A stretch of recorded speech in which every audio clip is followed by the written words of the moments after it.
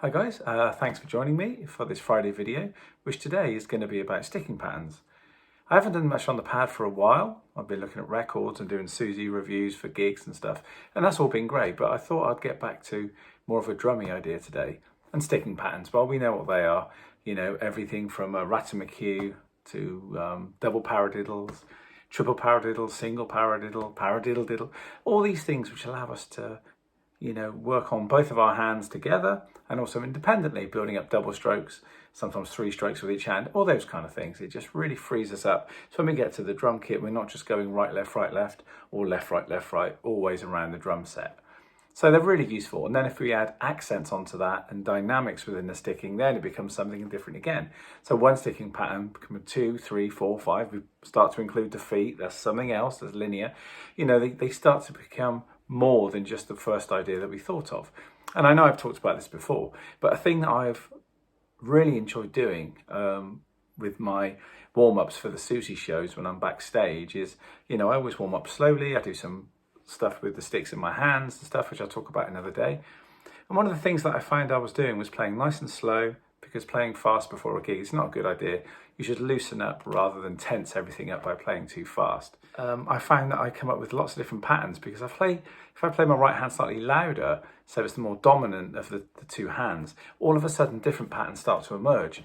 And I remember watching Rock School back in the day on BBC Two, and one of my favourite drummers was on there, and that's Ian Pace from Deep Purple.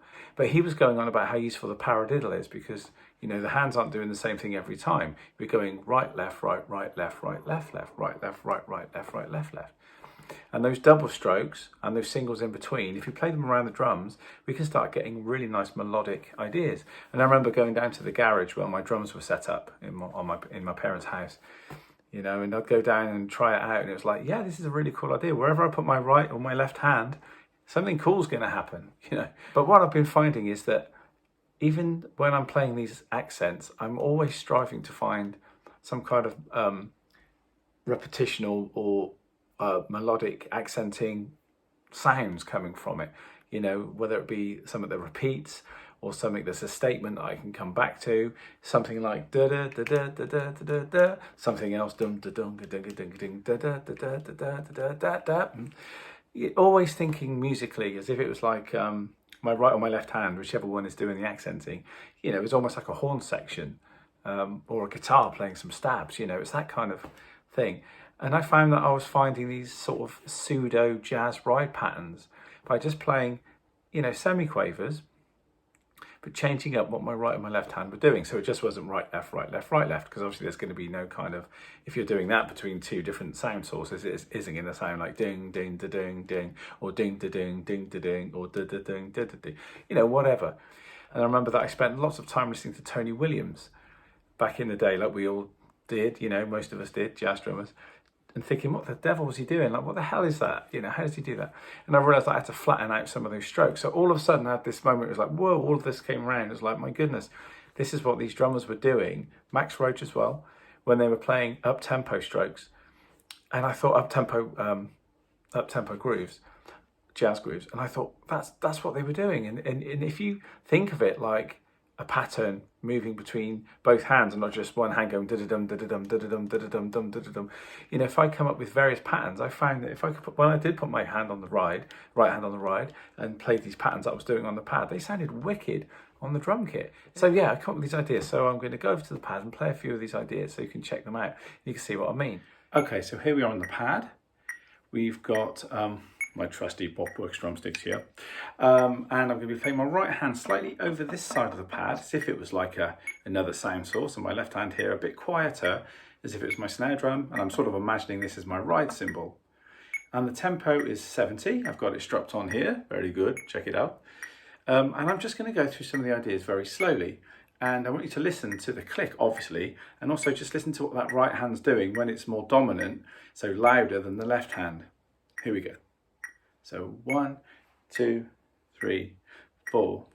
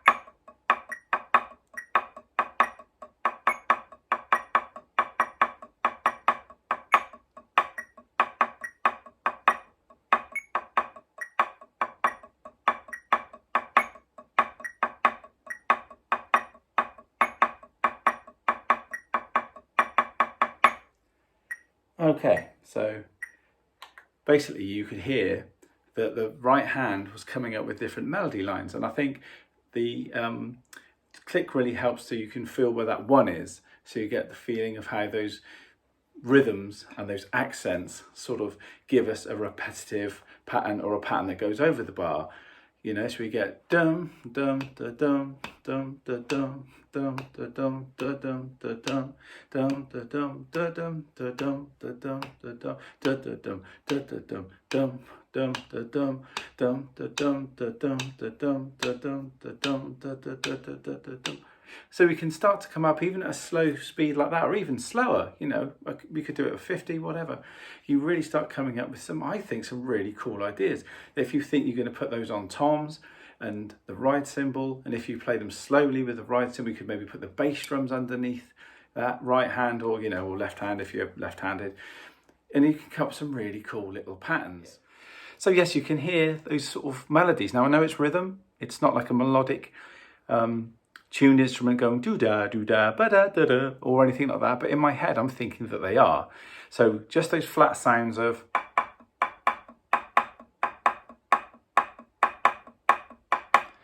I'm hearing da-da-da-da-da-da-da-da-da-da-da-da-da-da-da-da-da-da, and so on. And if we take the tempo a little bit faster, you know, like anything with drumming, if you get it faster and turn the heat up a little bit, it starts to sound maybe a bit more interesting, might grab you a bit more. So let me try those same ideas just a little bit faster. This is 1-1-5. 1, 2, 3, 4.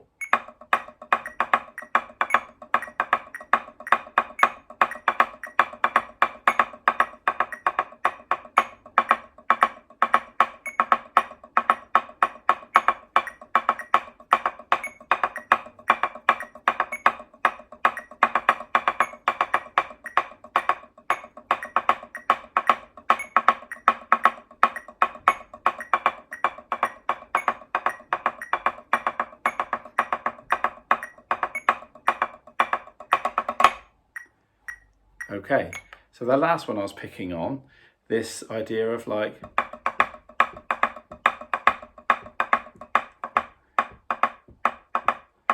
now if I stop my foot tapping, it sounds like 1, 2 and 3, 4 and 1, 2 and 3, 4 and 1. But we know from where my foot was tapping, from where the click was, that's not where it is at all. But it gives us the feeling that somehow we're playing some pseudo jazz ride pattern. So if I slow the click down now, and I'll do this in real time, here we go. So let's try that sticking pattern at 70 BPM. 1, 2, 3, 4.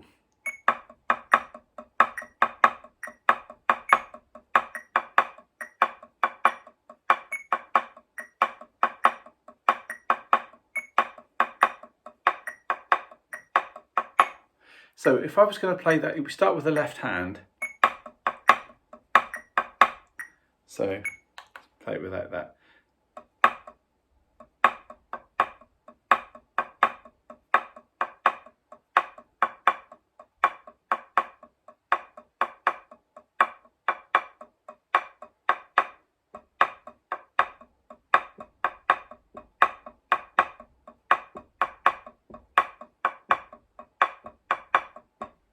So if I play that now, so this is what, 70? Yeah, 70. And I go in and out of some other things, maybe just a rock groove. So.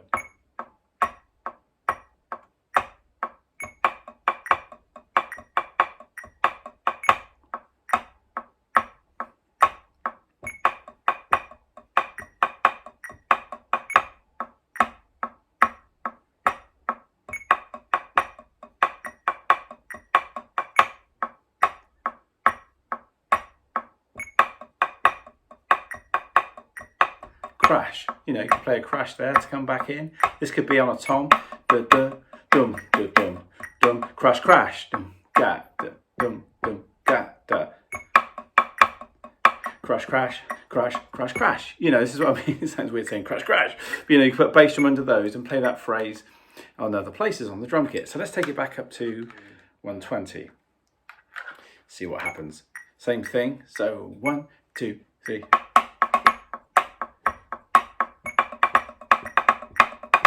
Whoops, try again. There we go.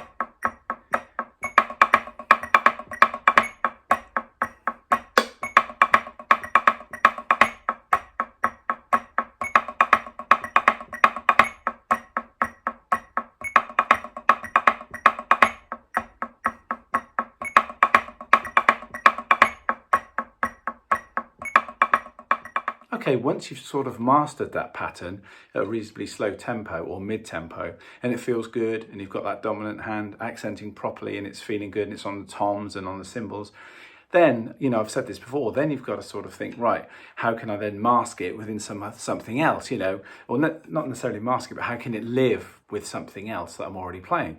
So I'm going to go back down to the pad a sec in a minute, and I'm just going to play a few other things and just listen out for when it comes in and when it comes out.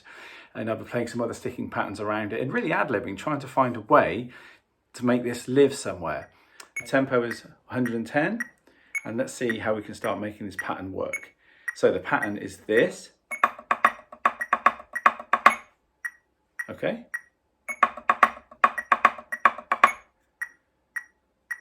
Da da da da da da da da.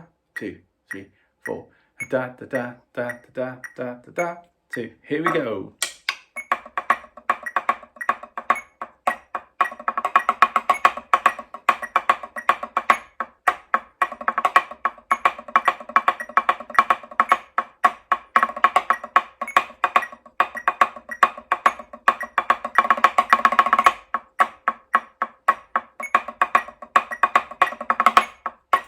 Quite like that.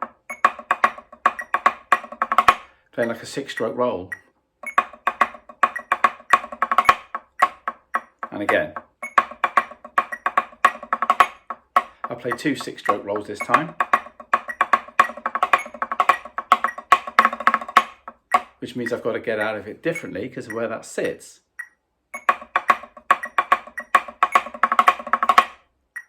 It's like in the middle of a bar, so then I have to fill it with something else, and I think I did 16th notes, which spent something like this.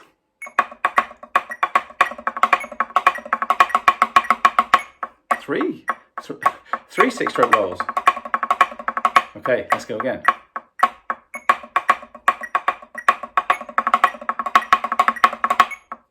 Something different again.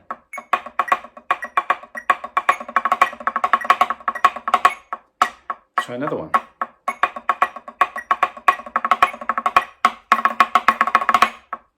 And again.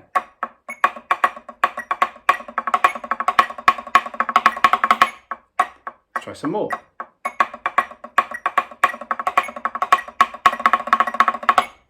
Whoa, okay.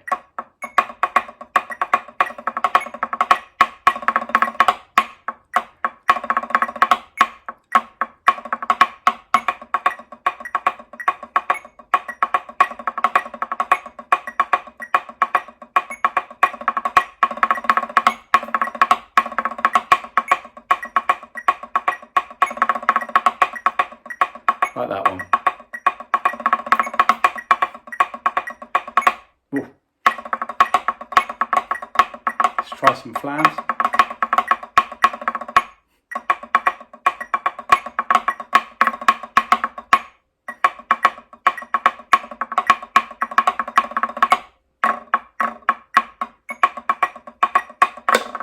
Rolls, maybe?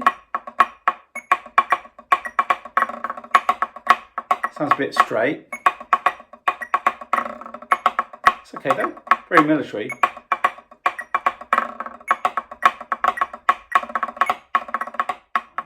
But anyway, I hope you like that sticking exercise. And again, showing you a little bit of the sort of Rob process of how, and not just me, all drummers do this, you know, creative players all do this kind of work. And if you don't be afraid to sit down and do it, because you know, it's part of your personality and who you are. When you play like this, it comes out through the sticks in happy mistakes, terrible mistakes, and some moments of real beauty and wonder, and some great playing as well. It's, you know, it's a real lottery, but it starts in here to your hands and then getting it out on the pad. So try that sticking. It's quite a fun little sticking. If you need the transcription for it, I haven't bothered to write it out because I've done this and wanted to get it straight out there for today. I hope you like it. If you need it, let me know. But I think I've played it slow enough for you to find out what's going on. But try it on the drum kit. Have fun with it. Have a great weekend. As always, keep liking, keep subscribing, keep sharing. I really appreciate it. I think I'm on 872 now. I want to try and get to 1,000 if I can before the end of the year. Fingers crossed. So as I say, have a great weekend. Happy gigging, happy drumming, happy life.